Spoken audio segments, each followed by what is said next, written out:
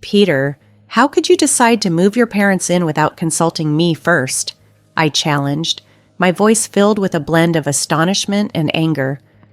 Peter, who had been my husband for 5 years, looked up from his laptop, his smirk only deepening my irritation. Abigail, stop overreacting. It's just for a short time. Besides, you don't have a say in this, he responded dismissively, his words cutting deep. This house, a picturesque 2-story in a serene suburb, was not merely a structure. It was the home my grandparents had bequeathed to me, a place I had planned to raise our son Vincent, far from the unsettling influence of Peter's family. Do you not remember that this house is in my name? I countered sharply, my hands clenched at my sides as his arrogant smirk began to falter. Just then, our little Vincent, only 3 years old, came toddling into the room, oblivious to the tension. I forced a smile for him, scooping him up and planting a kiss on his forehead, seeking solace in his innocence. I'm not comfortable with this arrangement, Peter. Your parents have always overlooked me and our personal space. Why invite them into our lives now?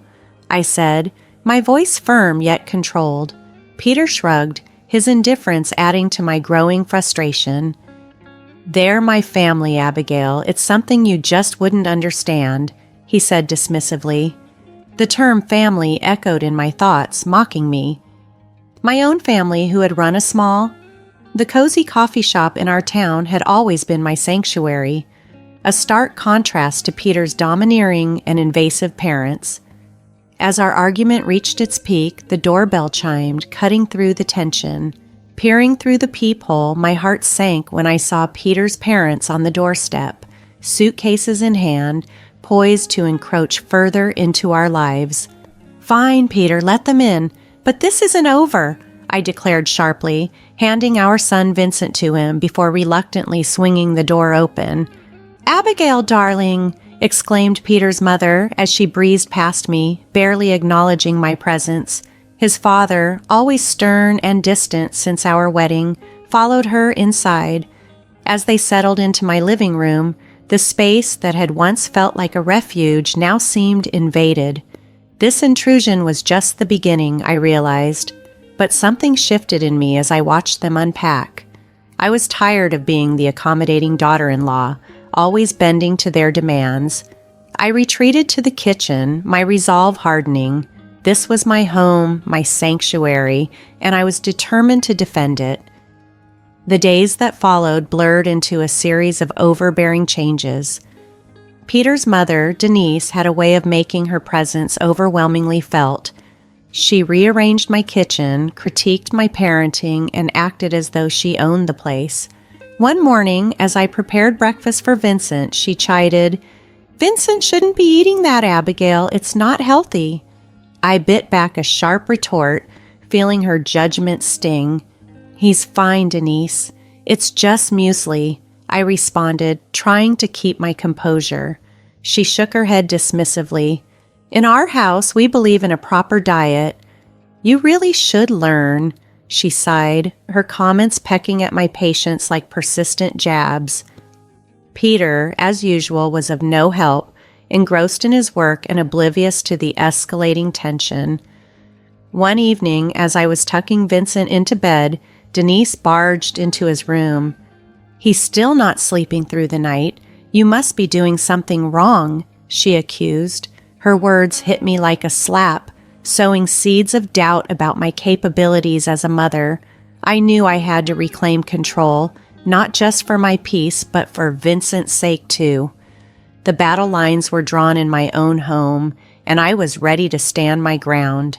"I'm doing everything I can," I snapped, the frustration I'd been holding back finally breaking through. Denise's eyes narrowed, and with a tone dripping with disdain, she replied, "Clearly your everything isn't enough. Maybe things would be better if you had a real job and some structure." The anger that had been simmering inside me boiled over. "This is my house, Denise. I'd appreciate it if you remembered that you're just a guest here," I shot back with as much composure as I could muster. Her laughter was cold, dismissive, chilling to the bone. Oh dear, Peter never told me you were so delusional. This is his house too, and as his mother, I have every right to be here. The tension escalated the following day, reaching a tipping point. I found Denise in Vincent's room, her hands buried in his drawers, rearranging his belongings. "What do you think you're doing?" I demanded, my voice shaking with anger. She responded without even turning to look at me. "I'm just organizing. This room is a complete mess." That was the last straw. "I want you out of my house now," I exclaimed, a mix of fury and desperation in my voice. Denise turned to face me, her expression one of mock surprise. "Your house? Oh, sweetie, you're just the wife.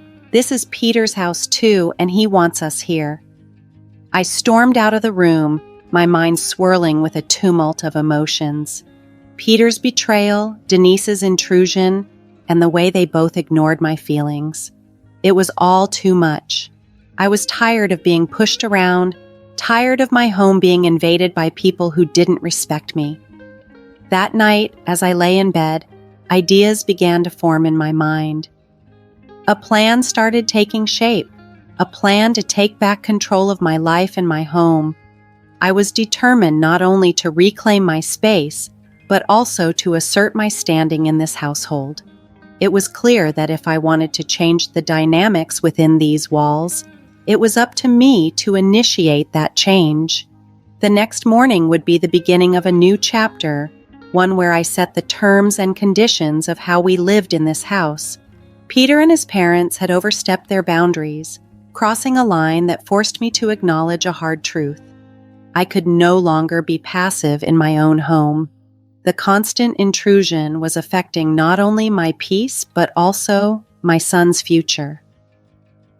As tension simmered, I steeled myself for the conflict ahead, knowing the real battle for control of my home was just beginning. A few days later, during a dinner that was already fraught with tension, Peter casually dropped a bombshell that shattered any pretense of normalcy. "My parents need to stay with us longer. Their house is undergoing renovations," he stated as if it were a minor detail that shouldn't concern me. My anger flared instantly. "Longer, Peter? We never even discussed them staying here in the first place," I exclaimed, struggling to keep my voice level. He shrugged, avoiding eye contact as if to dodge the gravity of the situation. "It's just for a few more weeks. What's the problem?" "The problem?" My voice cracked with frustration. "Your mother treats me like an outsider in my own home," I snapped, unable to contain the boiling resentment any longer. From the corner of the room, Denise chimed in, her voice dripping with condescension. "Abigail, you're overreacting. We're family. You should be more understanding," she said, dismissing my feelings with a wave of her hand. That night, as I lay in bed, sleep proved elusive. Denise and Peter's words replayed in my mind, each echo hardening my resolve. I refused to be marginalized in my own home any longer. It was clear that taking a stand was no longer an option but a necessity. The next morning, fueled by a night of restless thoughts, I reached out to my brother Mason, who had always been a source of strength for me. "They're taking over my life, Mason. I can't handle it anymore," I confessed, the strain evident in my voice. Mason's response was immediate and supportive. "Abigail, you have to stand up for yourself. Don't let them push you around. It's your house, your rules," he encouraged firmly. His words instilled in me the courage I needed to confront the situation head on. I began to gather evidence of Denise's domineering behavior. Photos of my rearranged kitchen, notes on disrupted routines, and recordings of her disparaging comments. Armed with this evidence, I waited for the right moment. It came one afternoon when both Denise and Peter were in the living room, seemingly relaxed. I entered the room with a determined stride and announced, "We need to talk now." As they turned to face me, I could see the surprise in their eyes, unaccustomed as they were to my assertiveness. I laid out my case clearly and without apology, presenting the evidence of Denise's intrusive behavior and expressing my feelings of being disrespected in my own home. The room filled with tension, but this time I did not shrink from it. I stood my ground, ready to reclaim the respect and autonomy I deserved in my own house.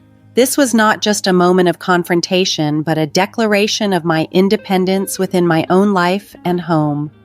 My voice was firm, cutting through the tension in the room as I faced Peter, who looked up, clearly startled by my tone. "What's going on, Abigail?"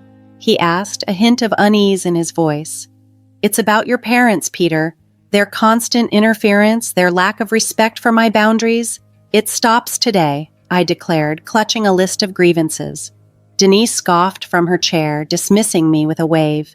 "This is ridiculous. We're just trying to be helpful." "Helpful? By undermining me constantly? By making me feel invisible in my own home?" I shot back, my frustration at its peak. Peter shifted uncomfortably. "Abigail, they're my parents. We can't just ask them to leave." "No, Peter," I countered sharply, my resolve unwavering. "They're guests in my home and they've overstayed their welcome. Either they go or I will, taking Vincent with me." The room fell silent, my ultimatum hanging heavily in the air. I could see the wheels turning in Peter's head, but it was Denise who broke the silence. "You wouldn't dare," she hissed, her facade cracking. "Try me. I won't regret standing up for myself," I retorted, filled with a newfound determination. That night, Peter's parents packed their bags. As they left, Denise shot me a venomous look. "You'll regret this, Abigail," she warned.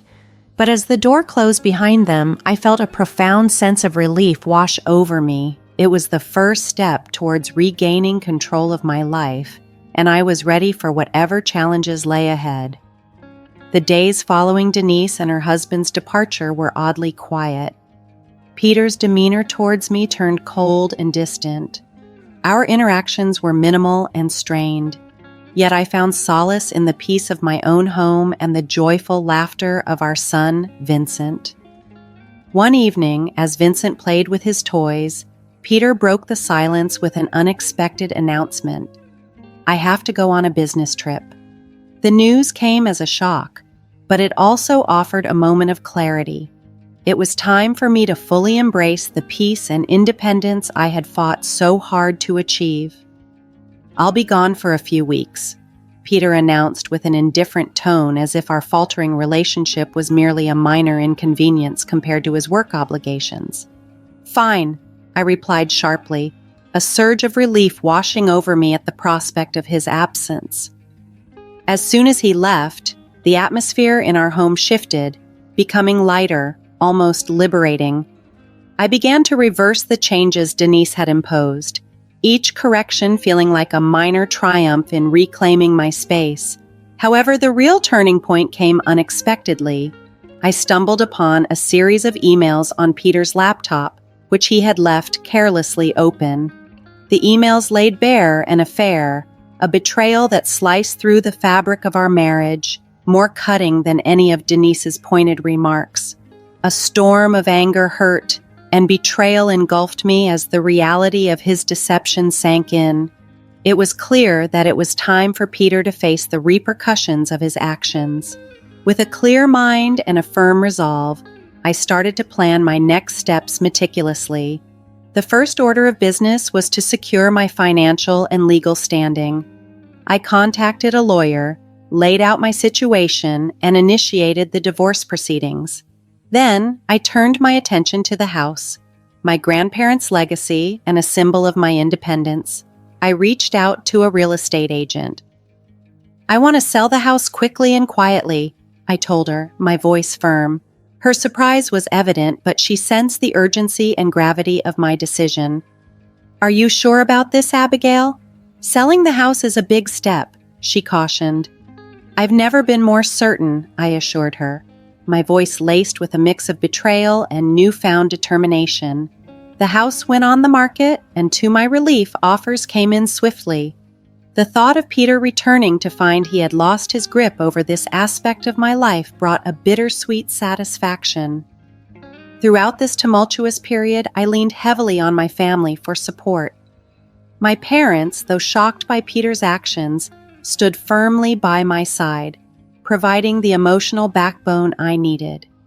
As I navigated this challenging chapter, their presence was a constant reminder of what true family support should look like.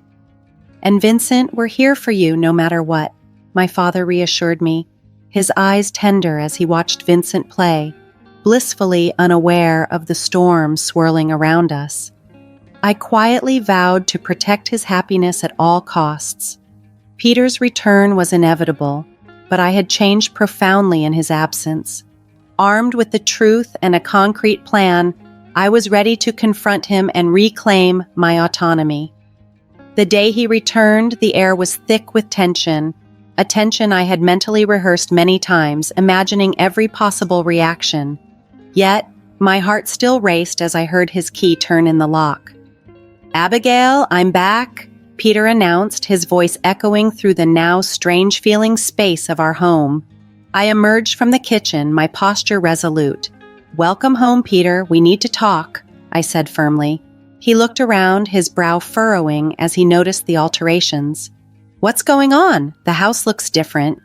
I stood my ground, my voice unwavering. "I sold the house, Peter. It's no longer ours." Shock spread across his face. "You did what? You can't just sell our house without discussing it with me." "It was my house to begin with, Peter, and after what I've discovered, you don't have a say in this anymore," I declared, my voice tinged with controlled anger.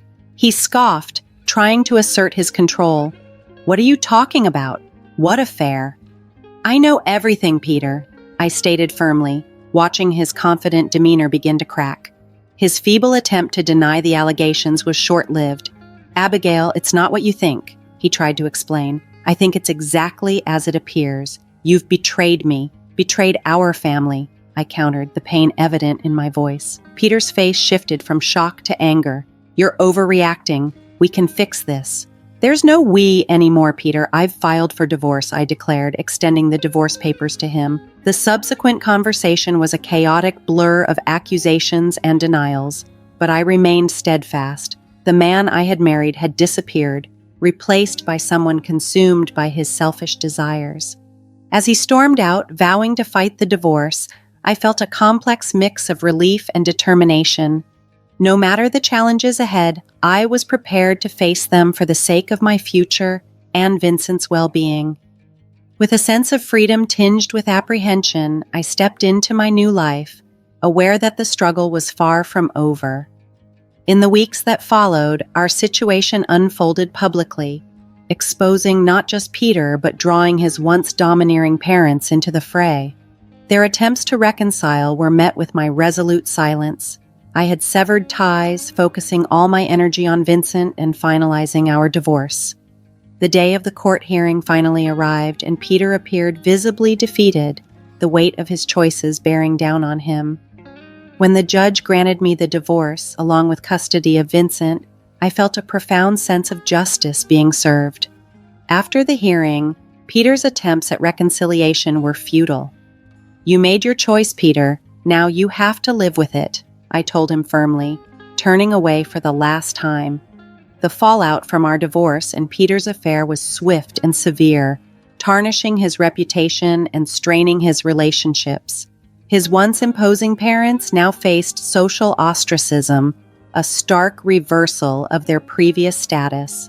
As Vincent and I walked out of the courthouse hand in hand, it felt not just like an ending, but also a new beginning, a chance to rebuild our lives on a foundation of honesty and freedom from deceit. The future was uncertain, yet it was wholly ours to shape. Life after the divorce was like stepping out of a long, dark tunnel into the sunlight. I had regained control, not just over the now sold house, but over my life.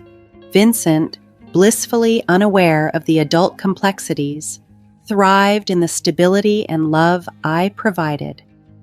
My days were full but fulfilling, dedicated to rebuilding our lives and managing the coffee shop, which had become my sanctuary.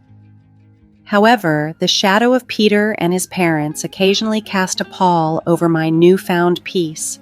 One evening, as I was closing up the shop, Peter appeared at the door. He looked disheveled and desperate, a stark contrast to the composed man I once knew. "Abigail, please, I need to talk to you," he pleaded, his eyes desperately searching mine for any remaining spark of compassion. I paused, conflicted by the mix of feelings his sudden appearance evoked. "What is it, Peter?" I inquired, cautious in my approach. "It's about the alimony and child support," he admitted, his voice filled with shame. "I'm unable to pay it. I've lost my job due to the scandal." Peter's words struck me with the chill of reality. "And my parents are struggling too," he added, his tone desperate. "That's not my problem, Peter. You made your choices and now you have to face the consequences," I responded, my voice resolute yet cold. "But Abigail, I have nothing left. Please, for old time's sake," he pleaded, his voice cracking with despair. A twinge of pity flickered within me, but it was swiftly extinguished by the vivid memory of his betrayal. "Old time's sake? Those times are long gone, Peter. You should have thought about the consequences before you decided to cheat and lie," I retorted, turning to leave. However, his next words halted me. "I'm sorry, Abigail, truly I am. I was a fool and I ruined everything. Please help me." For a brief moment, I saw the man I once loved, vulnerable and filled with regret. Yet the pain he caused was too profound, the betrayal too fresh. "I'm sorry, Peter, but I can't help you. You need to figure this out on your own," I said, my voice firm, signaling the end of our shared past. As I walked away, leaving Peter alone, a profound sense of closure enveloped me. The journey had been fraught with betrayal and heartache, but it had steered me toward a newfound strength and independence. Life moved forward. Vincent grew, his laughter and curiosity infusing our home with joy. The coffee shop thrived, transforming into a hub of warmth and community. I found solace in simple pleasures, the aroma of fresh coffee, the sound of Vincent's giggles, and the steadfast support of those who loved me. Peter and his parents faded into distant memories, their legacy a stark reminder of the consequences of betrayal. My experience taught me resilience and underscored the importance of standing up for oneself. That evening, as I locked up the shop and gazed at the sky, its hues marking the end of another day, I smiled, holding Vincent's hand tightly. Our future was uncertain yet bright. Step by step, we were venturing into a new chapter of our lives, fortified by our past but not bound by it.